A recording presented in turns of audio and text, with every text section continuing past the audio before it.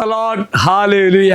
യേശുവിൽ ഏറ്റവും പ്രിയമുള്ള സഹോദരി സഹോദരന്മാരെ, ഒരു നല്ല ദിവസം ആശംസിക്കുന്നു.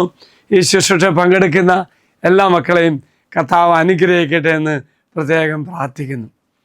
ഇന്ന് അച്ഛൻ നിങ്ങളുമായി പങ്കുവയ്ക്കുന്ന വചനഭാഗം പ്രഭാഷകൻ്റെ പുസ്തകം 2-ാം അധ്യായം 9, 10, 11 വാക്യങ്ങളാണ്. വലിയ വാഗ്ദാനത്തിൻ്റെ വചനമാണ്. അനുഗ്രഹവും ഐശ്വര്യവും ഒക്കെ പ്രതീക്ഷിക്കുവാൻ നീ എന്ത് ചെയ്യണമെന്ന് വചനം പങ്കുവയ്ക്കുകയാണ്. ഒപ്പം തന്നെ കഴിഞ്ഞ തലമുറയെക്കുറിച്ച് ചിന്തിക്കാനൊക്കെ പറയുമ്പോൾ അർത്ഥമാക്കുന്നത് ഇന്നലകൾ ദൈവം നമുക്ക് നൽകിയ എല്ലാ അനുഗ്രഹങ്ങൾ ഓർത്ത് നന്ദി പറഞ്ഞതാണ്. ഇങ്ങനെ വചനം പ്രകാരമാണ്: കർത്താവിൻ്റെ ഭക്തരെ ഐശ്വര്യവും നിത്യാനന്ദവും അനുഗ്രഹവും പ്രതീക്ഷിക്കും. പ്രഭാതത്തിൽ നല്ലൊരു വചനമല്ലേ പ്രിയമുള്ളവരെ? വാഗ്ദാനത്തിൻ്റെ വചനമല്ലേ?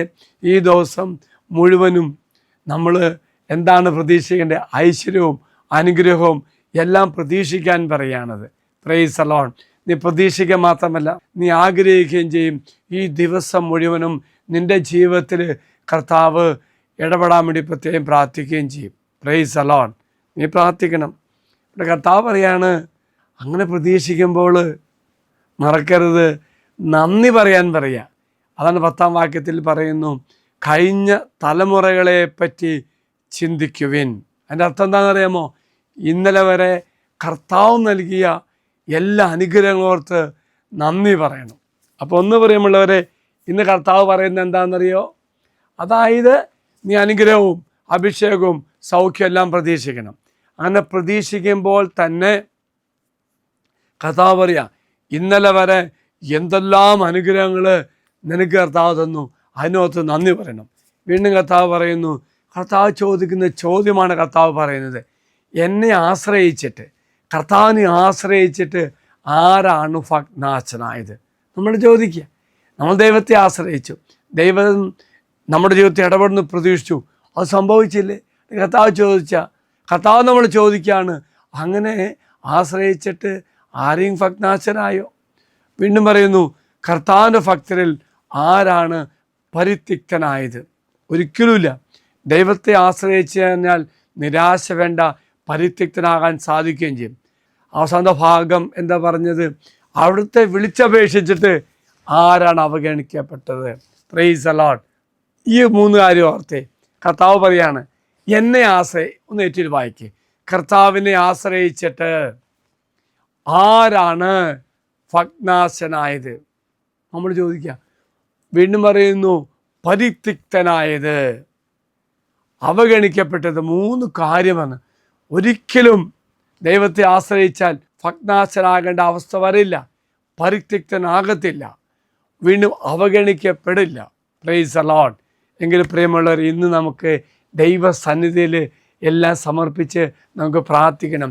ഒപ്പം തമ്പുരാൻ്റെ വാഗ്ദാനം ഓർക്കുക, ദൈവം എന്നോട് ചേർന്ന് നിന്ന് അനുഗ്രഹിക്കും. അതിന് കാര്യം ദൈവം തന്നെ പറയുന്നുണ്ട്, കർത്താവ് ആദരഹൃദയനും കരുണാമയനുമാണ്. അവിടുന്ന് പാപങ്ങൾ ക്ഷമിക്കുകയും കഷ്ടതയുടെ നാളിൽ രക്ഷിക്കുകയും ചെയ്യും. പ്രിയമുള്ള സഹോദരി സഹോദരന്മാരെ, ഇന്ന് ധ്യാനിക്കുന്നു, പ്രാർത്ഥിക്കുന്നു.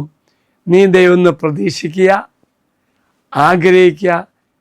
ഒപ്പം തന്നെ ഇന്നലെ വരെ കർത്താവ് ചെയ്ത നല്ല കാര്യങ്ങളോർത്ത് നന്ദി പറയുകയും ചെയ്യണം. കർത്താവ് പറയാണ്, എന്നെ ആശ്രയിച്ചിട്ട് ഒരിക്കലും നീ പരിത്യക്തനാകില്ല, ഒരിക്കലും തിരസ്കരിക്കില്ല, മറിച്ച് കർത്താവ് തരും. കർത്താവ് തരുമെന്നതിൻ്റെ വാഗ്ദാനം എന്താണത്? കർത്താവിൻ്റെ സ്വഭാവം തന്നെയാണ്. അതായത് അവിടുന്ന് പറയുന്നു, എന്നെ വിളിച്ചപേക്ഷിച്ചാൽ ആരും പരിത്യക്തനാകത്തില്ല. കാര്യം അവൻ ആദരഹൃദയനാണ്, ക്ഷമിക്കുന്നവനാണ്. എങ്കിൽ പ്രിയമുള്ള സഹോദരി സഹോദരന്മാരെ, അച്ഛൻ നിങ്ങൾക്ക് വേണ്ടി പ്രാർത്ഥിക്കാം. കർത്താവെ, അങ്ങ് തന്ന ഈ വചനഭാഗത്തോട്ട് നന്ദി പറയുന്നു. ഈ ദിവസം ഞങ്ങൾ പ്രതീക്ഷിക്കുന്നെല്ലാം നിൻ്റെ പക്കലേക്ക് സമർപ്പിക്കുന്നു. ഒപ്പം ദൈവമേ, നന്ദി നിറഞ്ഞ ഹൃദയത്തോടെ ഞങ്ങൾ ഓർക്കുന്നു ഇന്നലകളിൽ നീ ഞങ്ങൾക്ക് നൽകിയ എല്ലാ അനുഗ്രഹങ്ങൾ. എങ്കിൽ കർത്താവെ, കരുണാമയനായ ദൈവമേ, ഞങ്ങളെ തന്നെ നിൻ്റെ പക്കലേക്ക് സമർപ്പിക്കുന്നു. ഞങ്ങളുടെ നിയോഗങ്ങളോട്, ഞങ്ങളുടെ ആവശ്യങ്ങളോട് അങ്ങ് കരുണയായിരിക്കട്ടെ. ദൈവം എല്ലാവരും അനുഗ്രഹിക്കട്ടെ എന്ന് പ്രാർത്ഥിക്കുന്നു.